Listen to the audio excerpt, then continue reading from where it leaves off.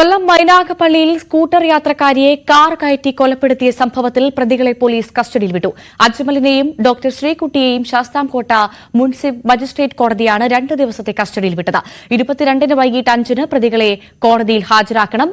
S Vinesh Kumar വിവരങ്ങളുമായി ചേരും. വിനേഷ്, കേരളത്തെ ആകെ നടുക്കിയതായിരുന്നു ഈ മൈനാഗപ്പള്ളിയിൽ നടന്ന ഈ സംഭവം. പ്രതികളെ കസ്റ്റഡിയിൽ കിട്ടുന്നതോടെ ഏതു തരത്തിലാകും പോലീസ് അന്വേഷണം മുന്നോട്ട് കൊണ്ടുപോവുക? തെളിവെടുപ്പടക്കമുള്ള നടപടികൾ നടത്താനാണോ പോലീസിന്റെ നീക്കം?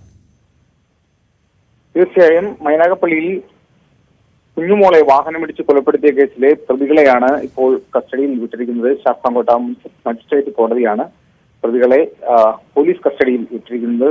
3 ദിവസത്തെ കസ്റ്റഡി അപേക്ഷ സമർപ്പിച്ചിരുന്നു എങ്കിലും വാദം കേട്ട കോടതി 2 ദിവസത്തേക്കാണ് ഇപ്പോൾ അവരെ പോലീസ് കസ്റ്റഡിയിൽ വിട്ടിരിക്കുന്നത്. ഇനിയിപ്പോൾ പ്രധാനമായിട്ടും പോലീസ് ഇവരുടെ രണ്ടുപേരുടെ ഫിംഗർ പ്രിന്റുകൾ ശേഖരിക്കാനുള്ള ഒരു ശ്രമമാണ് നടക്കുന്നത്.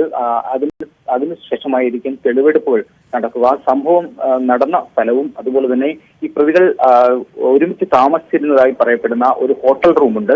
അത് കരുനാഗപ്പള്ളിയിലാണ്. അവിടെ ഉത്രാട ദിവസം ഇവർ ഒരുമിച്ച് അവർ താമസിച്ചിരുന്നുവെന്നും അതുപോലെ തന്നെ ഇവർ MDMA ഉപയോഗിച്ചിരുന്നുവെന്നും പോലീസിന്റെ അന്വേഷണത്തിൽ കണ്ടെത്തിയിരുന്നു.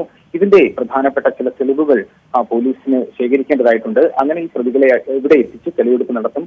തുടർന്നാകും ഈ സംഭവ സ്ഥലം നടന്ന കുഞ്ഞുമോളെ വാഹനമിടിച്ച് കൊലപ്പെടുത്തിയ സ്ഥലത്തെത്തിച്ച് തെളിവെടുപ്പ് നടത്തുക. പക്ഷെ അതെല്ലാം വലിയ പ്രതിഷേധങ്ങൾക്ക് അതുപോലെ തന്നെ ഈ ജനരോക്ഷങ്ങൾക്ക് കാരണമാകുന്ന ഒരു സാഹചര്യവുമുണ്ട്. ഇതെല്ലാം കണക്കിലെടുത്ത് ശരിക്കും പോലീസ് വലിയൊരു വെല്ലുവിളിയിലൂടെ തന്നെയാണ് ഈ ഒരു കേസ് മുന്നോട്ട് കൊണ്ടുപോകുന്നത്. ചുരുങ്ങിയ സമയം മാത്രമേ ഉള്ളൂ. 2 ദിവസത്തെ കസ്റ്റഡി കാലാവധി മാത്രമാണ് കോടതി അനുവദിച്ചിരിക്കുന്നത്.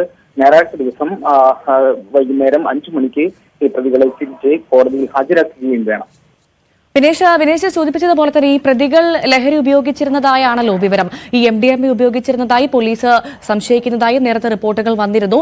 അങ്ങനെയാണെങ്കിൽ അത് സ്ഥിരീകരിക്കാനായി ഒരു രക്തപരിശോധന നടത്തിയിരുന്നു പോലീസ്. അറിയാൻ സാധിച്ചിട്ടുണ്ടോ അതിനെക്കുറിച്ച്? തീർച്ചയായും ഇവരുടെ സാമ്പിളുകൾ ശേഖരിച്ച് പരിശോധനയ്ക്ക് അയച്ചിട്ടുണ്ട്. ഇതിന്റെ ഫലം നിർണായകമായിരിക്കും. അതുപോലെ തന്നെ ഇവരുടെ ഫിംഗർ പ്രിന്റ്, അതായത് ഇവർ തന്നെയാണ് വാഹനം ഓടിച്ചിരുന്നത്, അതായത് ഈ അജ്മലാണ് വാഹനം ഓടിച്ചിരുന്നതെന്നും അതുപോലെ പിൻസീറ്റിലാണ് ഈ ശ്രീകുട്ടി ഇരുന്ന് യാത്ര ചെയ്തിരുന്നതെന്നുമാണ് പോലീസ് കണ്ടെത്തിയത്. ഇത് തെളിയിക്കുന്നതിന് വേണ്ടി ഇവരുടെ ഫിംഗർ പ്രിന്റുകൾ നിർണായകമാണ്. ഇതിനായിട്ടുള്ള ഒരു അന്വേഷണവും നടക്കുന്നുണ്ട്. ഫിംഗർ പ്രിന്റുകൾ ശേഖരിക്കുന്നതോടൊപ്പം തന്നെ ഇതിൽ മാത്രമേ ഇവരാണ് വാഹനം ഓടിച്ചത് എന്ന് തന്നെ ഉറപ്പുവരുത്താൻ സാധിക്കുള്ളൂ. ഇന്ന് തന്നെ കോടതിയിൽ അത്തരത്തിൽ ഒരു വാദം ഉണ്ടായിരുന്നു. പ്രോസിക്യൂഷൻ മുന്നോട്ട് വെച്ച പ്രധാന കാരണം അത് തന്നെയാണ്, ഫിംഗർ പ്രിന്റ് എടുക്കുക എന്നുള്ളതാണ്. പക്ഷെ ഇവരല്ല വാഹനം ഓടിച്ചത് എന്ന് എതിർഭാഗം വക്കീൽ സമർത്ഥിക്കാൻ സാഹചര്യം ഉണ്ടായതുകൊണ്ടാണ് ഇത്തരം ഒരു നീക്കത്തിലേക്ക് എത്തിയത്. ശരി, എസ് വിനീഷാണ് വിവരങ്ങൾ പങ്കുവച്ചത്. Spot live പൂർണ്ണമാക്കി.